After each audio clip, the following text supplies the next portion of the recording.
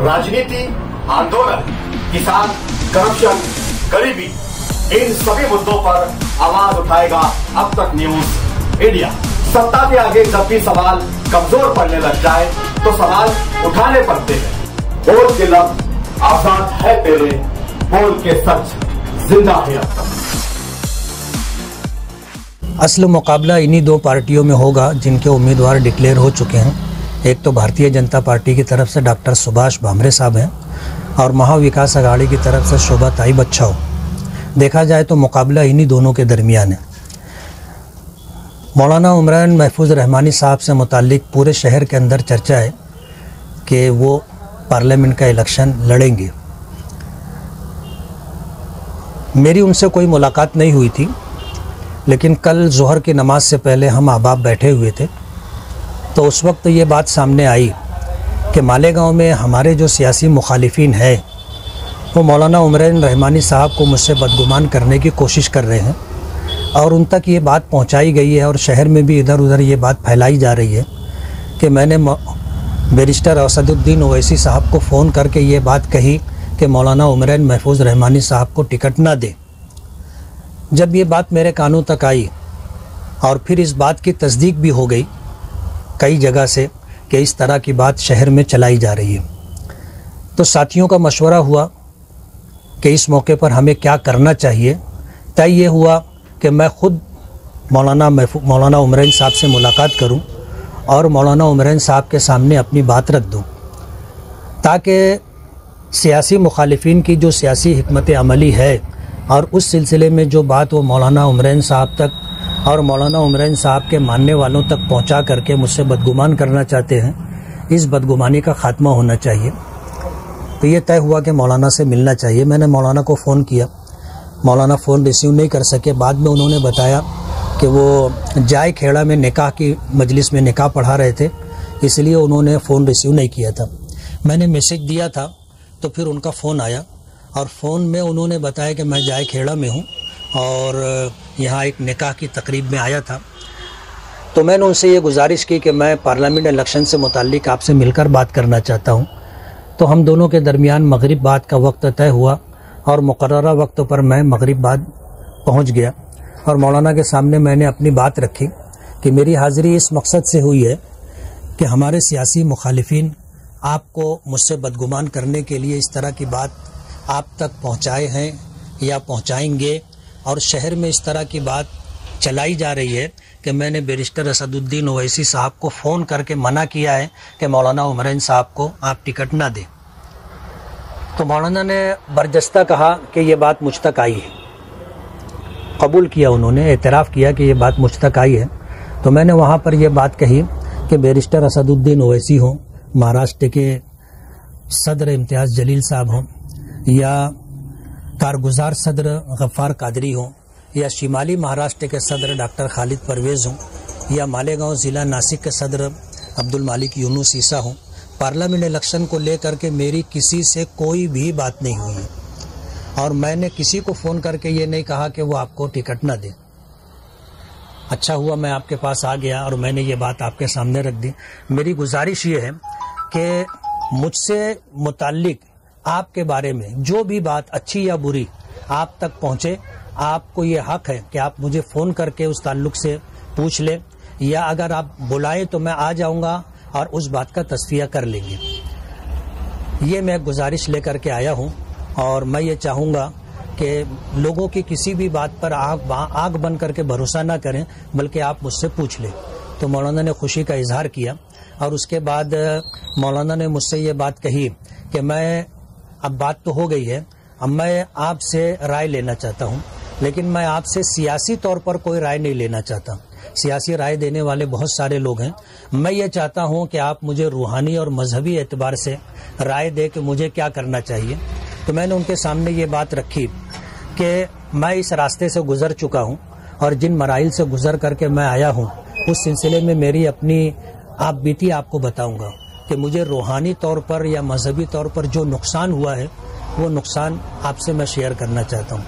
पहली बात तो ये है कि जब तक मैं सियासत में नहीं आया था, नबी करीम सल्लल्लाहु अलैहि वसल्लम की बारहा ख्वाब में ज़ियारत होती रही, लेकिन जिस वक्त मैं सियासत में आया سیاست میں آنے کے بعد 2007 سے لے کر کے پچھلے 4 مہینہ پہلے تک یہ سلسلہ موقوف رہا، یعنی حضور کی زیارت سے میں محروم ہو گیا۔ 4 مہینہ پہلے جب میں اپنے اہل و عیال کے ساتھ عمرے پر گیا تھا تو مدینہ منورہ جب میری حاضری ہوئی تو مدینہ منورہ حاضری پر میں نے حضور کی ناراضگی ختم ہو اس تعلق سے میں نے 2 عمل کیا تھا۔ اس کے بعد مدینہ منورہ میں جب میں ظہر کی نماز کے بعد سویا تو ظہر عصر کے درمیان خواب میں مجھے سرکار کی زیارت ہوئی، اور میں نے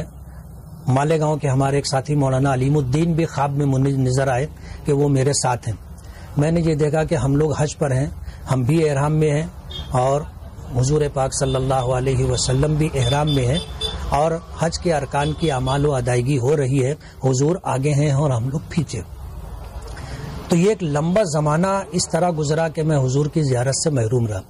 دوسری بات یہ کہ سیاست میں آنے کے بعد جو روحانی نقصان ہوا ہے وہ یہ کہ جو میرے اپنے معمولات صبح شام کے تھے وہ متاثر ہوئے، حتیٰ کہ بسا اوقات مسجد کی جماعتیں چھوٹ گئیں۔ کبھی ایسا بھی ہوا کہ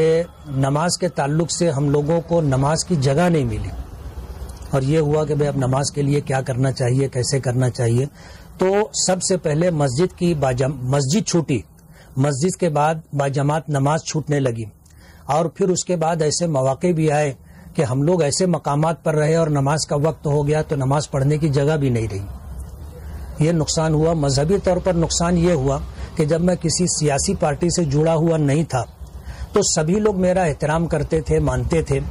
اور ایک مذہبی اعتبار سے میری عزت اور اکرام کیا کرتے تھے۔ لیکن جب میں سیاست میں آیا تو میرے کسی نہ کسی سیاسی پارٹی سے تعلقات رہے، تو وہ احباب جو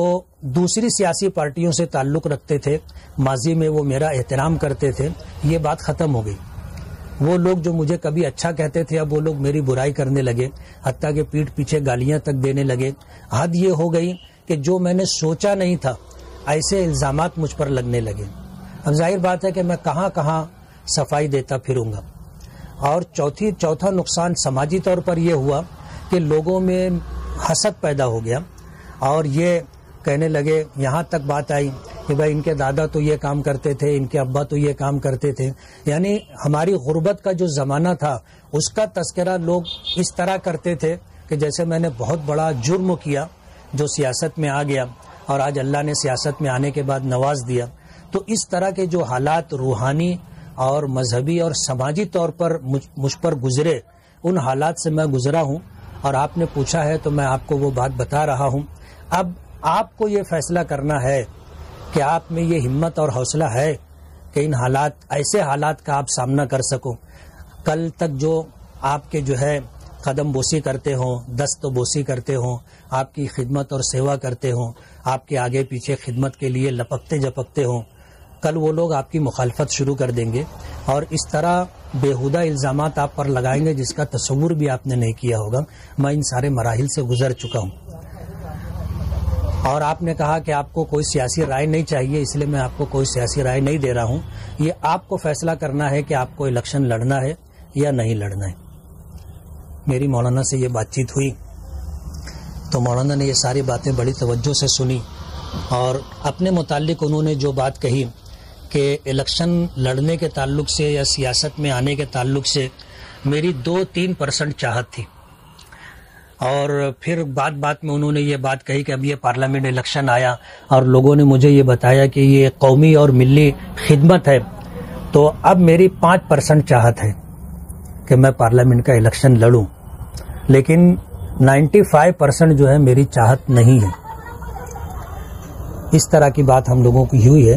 اور انہوں نے مجھ سے بہت صفائی سے کہہ دیا تھا کہ مجھ کو آپ کی سیاسی رائے نہیں چاہیے،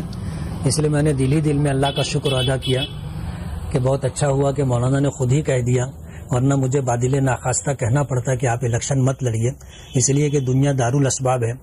اور ہر پولنگ بوتھ کے اوپر جو ہے اپنا پولنگ ایجنٹ ہونا چاہیے، اور ہر پولنگ بوتھ کے اوپر اپنی ٹیم ہونی چاہیے جو ووٹروں کو گھر سے نکال کر پولنگ بوتھ تک پہنچائے۔ ظاہر بات ہے 6 اسمبلی کانسٹیٹیوشن ہے، اور اس کانسٹیٹیوشن کے اندر جو ہے اتنی بڑی تیاری ہم لوگوں کے پاس نہیں ہے، اور ظاہر بات ہے کہ دارالاسباب میں رہتے ہوئے بغیر سبب کے لڑائی کے لیے اترنا، جنگ کے لیے اترنا، مقابلے کے لیے اترنا پرلے درجے کی بے وقوفی ہے۔ اگر اسباب اور وسائل ہوتے تو بات اور تھی، لیکن صرف اپنے گمان پر یہ سمجھ لینا کہ میں فارم بھر دوں گا اور چن کر کے آ جاؤں گا، یہ خیال استو محال استو جنو۔ اگر کبھی وہ الیکشن لڑیں گے نہیں، میں تو مولانا سے یہ چاہوں گا کہ مولانا جو بھی فیصلہ کرنا ہو جلدی فیصلہ کریں۔ ہر گزرتا دن ان کو ناکامی سے قریب کرتا جا رہا ہے۔ اگر جنگ لڑنی ہے، مقابلہ کرنا ہے تو جتنی جلدی میدان میں اتریں گے، تیاری کریں گے، اتنا کم نقصان ہوگا۔